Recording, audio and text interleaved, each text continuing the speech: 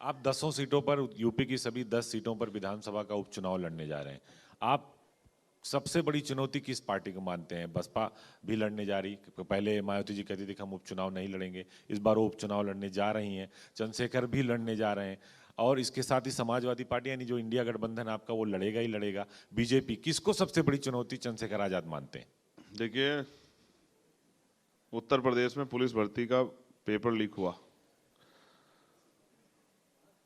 कितने बच्चों के जीवन के साथ खेल हो गया, धोखा हो गया। अब तक वो भर्ती शुरू नहीं की, हम कई बार आवाज उठा चुके हैं। अब तो कानून बना दिया, उन्होंने कहा कि 1 करोड़ रुपए तक का जुर्माना और हाँ। उम्र कैद की सजा। और जो बच्चों का भविष्य खराब हुआ, जिनकी एज निकल जाएगी, उनका क्या होगा? बीएड वालों का क्या होगा? बीटीसी वालों का क्या होगा? मैं आपसे ये कह रहा हूँ, आप चुनौती पूछ रहे हैं ना, जनता को तैयार करना चुनौती है। जितनी ज्यादा दूर नजदीक तक चले जाएंगे, उतना जनता तैयार हो जाएगी। जनता तैयार हो जाएगी, वोट जनता को देना। वोट डालने में कोई पैसा नहीं खर्च होता है। तो जनता तैयार हो गई तो उत्तर प्रदेश में आजाद समाज पार्टी के आगे कोई चुनौती नहीं, आजाद समाज पार्टी आगे बढ़ेगी। एक सवाल आपसे, आप लगातार चंद्रशेखर आजाद उर्फ रावण लिखते थे। रावण नाम कैसे आपका पड़ा और उसका कितना फायदा और कितना नुकसान है? क्योंकि आजकल आप उस नाम का इस्तेमाल कम करते हैं। हम कई साल पहले से मना कर रहे हैं, आपको बड़ा आनंद आता है ये नाम हमें पुकारते हुए। अच्छी बात है, आपका स्वागत है, मगर मैं क्या कहूँ, नाम में क्या रखा है? देखिए, आसाराम साहब जेल में पड़े हैं, राम रहीम साहब जेल में पड़े हैं, और पता नहीं कितने ऐसे लोग जो हैं, कितने ऐसे लोग हैं जो ऐसे नामों का प्रयोग किए, और देखो क्या हाल है। असल बात होती है आदमी के करैक्टर में कि उसका चरित्र कैसा है। असल लड़ाई यहाँ है कि अगर कोई काम करना चाहता है तो उसको अवसर मिलना चाहिए। और हम कोशिश कर रहे हैं कि हमारा नाम लोग जाने ना जाने, लेकिन हमारा काम जरूर जाने। अगर कहीं किसी पे जुल्म होगा, कहीं किसी को हमारी जरूरत होगी, तो बिना बुलाए हम जाके उसकी आवाज उठाने का काम करेंगे। आखिरी सवाल सर, जो काम की आप बात कर रहे हैं, अखिलेश यादव ने भी बड़ा नारा दिया था, काम बोलता है, लेकिन 2017 में वो सत्ता से बाहर हो गए।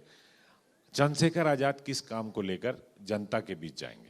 देखिए, सबसे ज़्यादा जरूरी ये है कि अच्छी एजुकेशन सिस्टम हमारे प्रदेश और देश में होना चाहिए, जो गरीबों के दायरे में हो, कि गरीब का बेटा, किसान मजदूर का बेटा भी अच्छी अच्छी पढ़ाई कर सके। आज एमबीबीएस नहीं कर सकते आप, करोड़ों रुपए की डोनेशन चाहिए। अच्छा हेल्थ सिस्टम होना चाहिए, नौजवानों को रोजगार मिलना चाहिए, महंगाई से लोगों की जिंदगी में आसानी होनी चाहिए, और कानून व्यवस्था अच्छी होनी चाहिए कि सब लोगों के जीवन की रक्षा हो।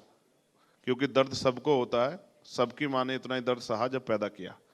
तो किसी को अगर आज़ाद भारत में और अमृत काल वाले भारत में अगर आज भी इतनी हिंसा हो रही है, तो सरकार को जवाब देना चाहिए कि वो कुर्सी बैठ के क्या कर रहे हैं। अगर कानून व्यवस्था अच्छी नहीं कर सकते, तो कुर्सी पे बैठने का, कुर्सी से चिपकने काम बंद करो और कुर्सी छोड़ो और नए लोगों को मौका दो। बहुत बहुत शुक्रिया चंद्रशेखर आजाद जी का इंडिया न्यूज के मंच पर आने का और अपना कीमती समय देने के लिए। बहुत बहुत शुक्रिया सर। बहुत बहुत शुक्रिया चंद्रशेखर जी। जैसे उन्होंने कहा कि चाहे कोई भी नाम से पुकारो, मगर उनके काम के लिए उनको पहचानो, और उम्मीद करते हैं कि चंद्रशेखर आजाद जी बहुत बढ़िया विकास कार्य करेंगे। अब नगीना लोकसभा से चुन के आए हैं, वो लोकसभा के सांसद बन गए हैं, अध्यक्ष आजाद समाज पार्टी। बहुत बहुत शुक्रिया चंद्रशेखर आजाद जी हमारे संग जुड़ने के लिए।